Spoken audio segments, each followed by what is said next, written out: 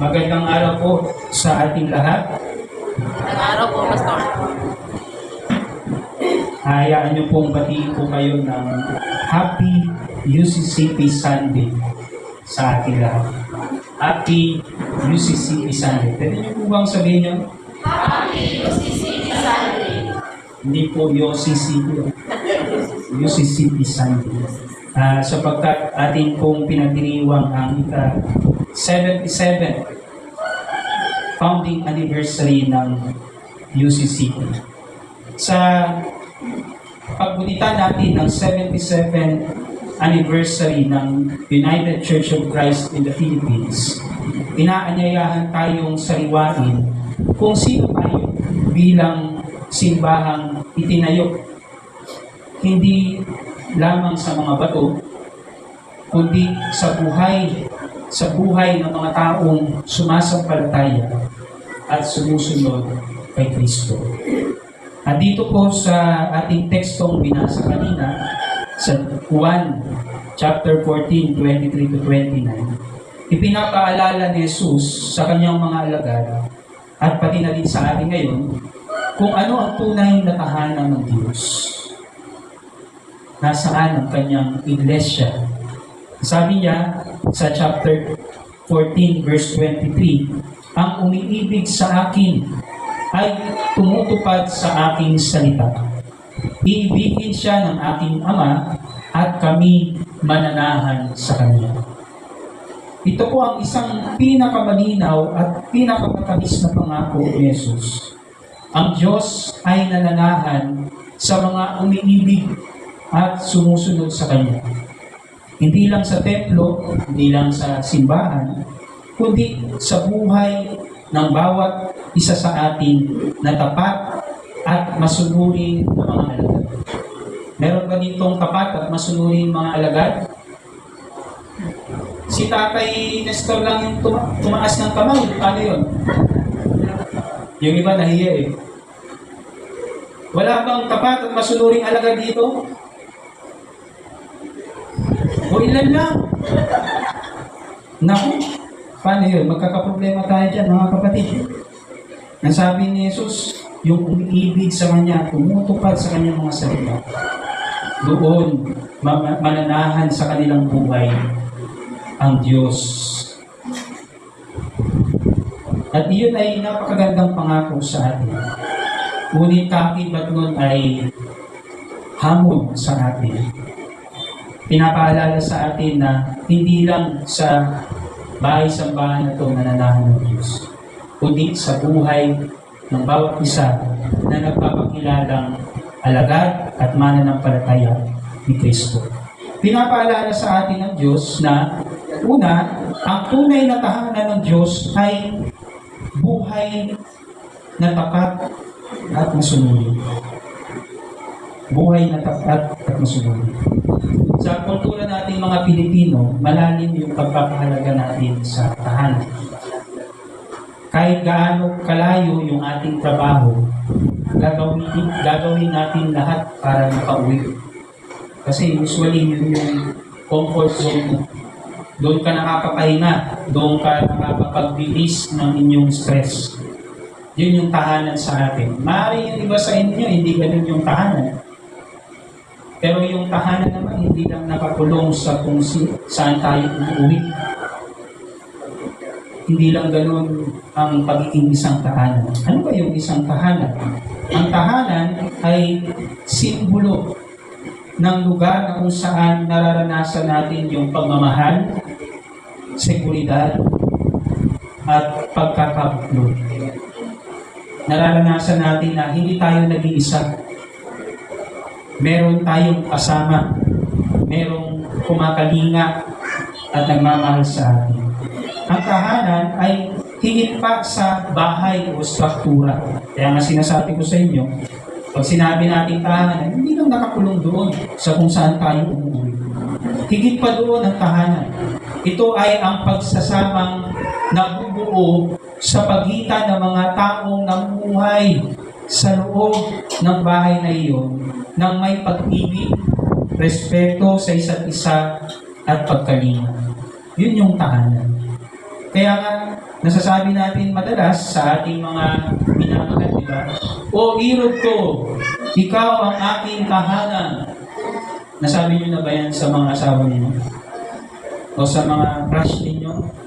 Sa mga boyfriend or girlfriend ninyo? Ikaw ang aking tahanan, ikaw ang aking pahinga.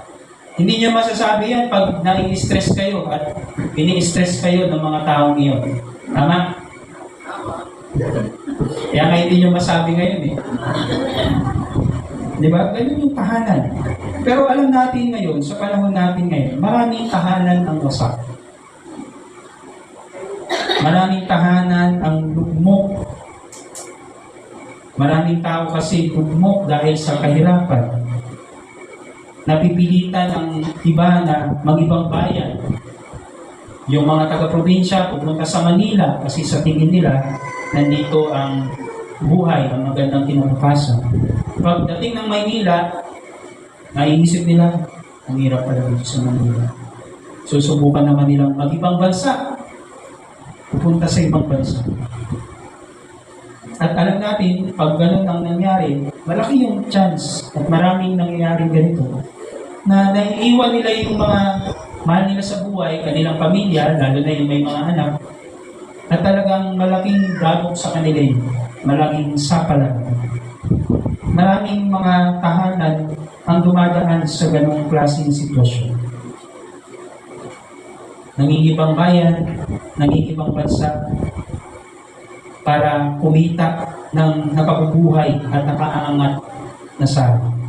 Dahil dito, nawawalay sila sa kanilang pamilya na tinuturing nilang tahanan. Nawawalay sila sa kanilang kapwa mananampalataya na itinuturing nilang spiritual na tahanan. Marami nga sa atin ngayon, hindi naman nangingibang bayan, hindi nangingibang bansa. Pero madalas, dahil sa pangangailangan sa buhay, kahit yung araw na kung saan makakapagpahinga kayo kasama ng mga mananampalataya, kasama ng Diyos, hindi nyo kayang magawang magpahinga. Kasi kailangan nyo kumain. Kailangan nyo kumita para sa pangangailangan. Ganun yung sitwasyon ng ating lipunang ginagalawan ngayon. Maraming tahanan ang winawasak ng sistemang umiiral sa ating mundo. Kaya napakagandang paalala yung sinabi ni Jesus sa atin, kami mananahan sa Kanya. Ang tinutukoy niya, yung mga taong patuloy na nagsisikap na hanapin ang nais ng Diyos, na sundin ang Kanyang kalooban. Sa bawat puso ng mga taong iyon na sumusunod sa Diyos, ginagawa niya itong tahanan. Sa kabilang banda, ipinapakita nito sa atin na kahit tayo ay malayo man sa ating pisikal na tahanan, pinapaalala sa atin ng Diyos na lagi-lagi ang Diyos at ang ating Panginoong Jesucristo ang siyang tahanan natin. At hindi yun mawawalay sa atin kahit saan tayo pumaroon. Lagi silang nandyan at naging nananahan sa atin. Higit pa yan, sa tinatawag nating a home away from home. Di ba? May ganun tayo.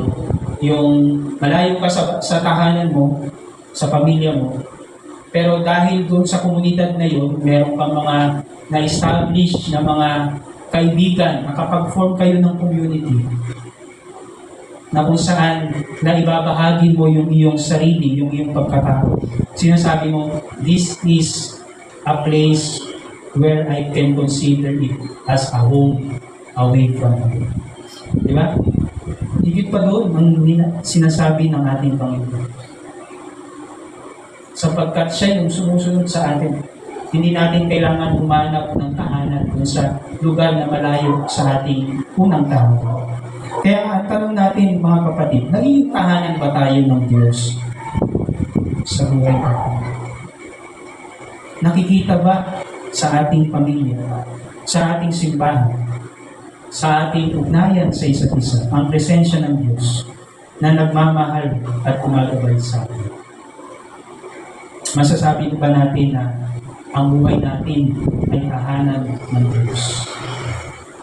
Alam niyo mga kapatid, kapag nararamdaman natin at nagiging totoo sa atin ang pananahan ng Diyos nagiging handa tayo sa pagsisilbi bilang tahanan ng Diyos sa mga taong nauuhaw sa kanyang kalinga at pag-ibig. Ngunit paano ba natin mapapanatili ang pananahan ng Diyos sa atin? Kasi sinasabi ng Panginoong Hesus, yung mga sumusunod, nagmamahal at sumusunod sa akin, sa buhay nila, doon sa kanila, ay mananahan ang Diyos. Paano natin gagawin yun? Madalas, nakakalimot tayo sa mga aral ng Diyos, sa mga pangako ng Diyos. Sinabi ni Jesus sa verse 26, "Subalit ang patnubay, ang banal na Espiritu, siya ang magtuturo sa inyo ng lahat ng bagay at magpapaalala ng lahat ng sinabi ko sa inyo." Pinapaalala din sa atin ng Panginoon na ang Espiritu Santo ang kaagapay natin sa pananahan ng Diyos. Mahirap, pero dahil nandyan ang Espiritu Santo, siya ang tutulong at gagabay sa atin. Kaya nga dapat araw-araw hinihingi natin yung tulong mula sa Diyos sa pamamagitan ng kanyang banal na Espiritu. Hindi tayo iniwan o pinabayaan ni Jesus nang siya'y umakyat sa langit. Hindi niya sinabi na, "O, dyan na kayo aalis na ako, bye-bye." Hindi ganoon. Pinadala niya ang banal na Espiritu upang maging kasama natin sa araw-araw, sa pagtuturo, sa pagkabay, at sa pagpapaalala. Kaya ngayong 77th year ng ating minamahal na UCCP, pinapaalalahanan tayo na ang simbahan ay nananatiling buhay at matatag. Hindi dahil sa ating mga sariling lakas, o hindi dahil sa galing nating mga tao, kundi dahil sa pagkilos ng banal na Espiritu. Kahit ilang ulit tayong dumaan sa matinding pagsubok, alam niyo yung kasaysayan ng ating iglesia, dumaan yung World War II, dumaan yung martial law, dumaan yung pandemic, dumaan yung maraming mga ecumenical and economic and social crisis, bumaba yung membership ng ating simbahan, nananatiling matibay ang UCCP sapagkat hindi tayo pinapababayaan ng Diyos. Tunay na ang Diyos ay nananahan sa kanyang iglesia, sa kanyang mga lingkod, sa mga taong nagpapasakop sa banal na Espiritu, sa mga laipong nagsasakripisyo, sa mga pastor na tapat sa kanilang tungkulin na iniatang ni Kristo, sa mga kabataang humahanap ng direksyon, sa mga simbahan sa iba't ibang dako ng daigdig na patuloy na nagbibigay liwanag at pag-asa. At yun ang nagbibigay sa atin ng kapayapaan na nakaugat sa ating pag-asa kay Jesus. Pinapaalala sa atin ng Panginoon, pangatlo, na ang kapayapaan na handog niya ay kapayapaang hindi galing sa mundo, kundi sa Diyos. Sabi niya sa verse 27, "Kapayapaan ang iniiwan ko sa inyo. Ang aking kapayapaan ang ibinibigay ko sa inyo. Hindi ito kagaya ng kapayapaang ibinibigay ng mundo." Maraming tao ang nag-aakala na makakamit nila yung kapayapaan sa pamamagitan ng mga ino-offer ng mundo. Yaman, karangyaan, kapangyarihan. Pero di ba minsan mas mahirap makatulog pag marami kang yaman, pag marami kang karangyaan, at marami kang kapangyarihan. Maraming Pilipino ang nakakaranas ng matinding pagod.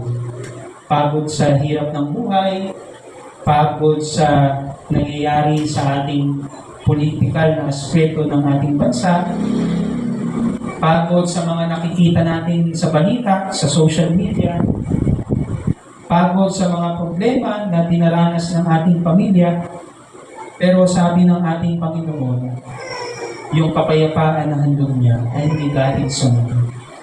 May kapayapaan na hindi gawa ng sistemang umiiral sa ating mundong ginagalawan. Hindi gawa ng pera, hindi gawa ng tao.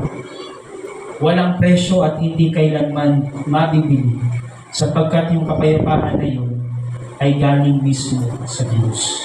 At ito yung kapayapaang inaalok ni Jesus sa atin ngayon. Kapag tayo ay naging tahanan ng Diyos, kasama sa paninirahan niya sa atin ay ang kanyang kapayapaan. Hindi ibig sabihin na wala ng problema, mga kapatid. Hindi ibig sabihin na maayos na yung ating kakalagyan. Ang ibig sabihin lang nun na sa gitna ng mga pagsubok, sa gitna ng problema, may katiyakan tayo na hindi tayo nag-iisa. Kaya ilagay natin yung ating mga buhay na nakatungtong sa mga aral at pangako ng salita ng Diyos. Makakaasa tayo na dumating man yung matinding mga unos sa ating buhay at tipunan, lagi tayong may kasangga na hindi nabubuwal at siyang magpapatibay sa ating pananalig. Pangapat, ipinapaalala sa atin ng ating Panginoon ang patotoo ng kanyang pangako. Tandaan niyo mga kapatid, no, na hindi nagbibitaw ng pangakong walang katuparan si Jesus. Noong siya'y muling nabuhay, kung babasahin niyo yung Book of John, doon sa John chapter 20, noong muli siyang nabuhay, bumalik siya doon sa kanyang mga alagad na nakukulong doon sa isang kwarto. Nakasarado yung pintana, nakasarado yung mga pinto, kasi natatakot sila na baka sila ay takpin, baka sila ay habulin, kasi sa akala nila, baka sila ay sabihan na ninakaw nila yung bangkay ng kanilang Panginoon. Nababalot sila ng takot na yun. Nababalot sila ng katanungan, nasaan na yung bangkay ng aming Panginoon? Anong nangyari? Totoo bang nabuhay siyang muli? Marami silang pag-alinlangan. Pero sa kanyang pagkabuhay, nagpakita siya sa kanyang mga alagad, sa kanilang kalagitnaan. Hindi para manumbat, kundi para ipadama ang katuparan ng kanyang pangako. Sabi niya, kapayapaan ang sumayo. Sinabi niya yun bago siya mamatay, bago siya dakpin, na ipagkakaloob niya yung kanyang kapayapaan. At nung siya'y muling nabuhay, ang unang mga salita na sinabi niya sa kanyang mga alagad, kapayapaan ang sumayo. At hiningahan niya sila at sinabi, tanggapin ninyo ang Espiritu Santo. Dito natin makikita ang tahanan ng Diyos ay hindi lang pangako. Ito ay realidad sa muling pagkabuhay ng ating Panginoong Yesus. At hanggang ngayon, ang mga alagad ni Kristo, ang ating simbahan, ang United Church of Christ in the Philippines, ay tinatawagan upang maging buhay na tahanan ng Diyos. Ngayong anibersaryo, ang hamon sa ating mga kapatid ay pangalagaan ang ating mga sariling buhay pananampalataya bilang maging tahanan ng Diyos. Palaguin ang ating ugnayan sa isa't isa sa loob ng ating simbahan bilang pamilya ni Kristo.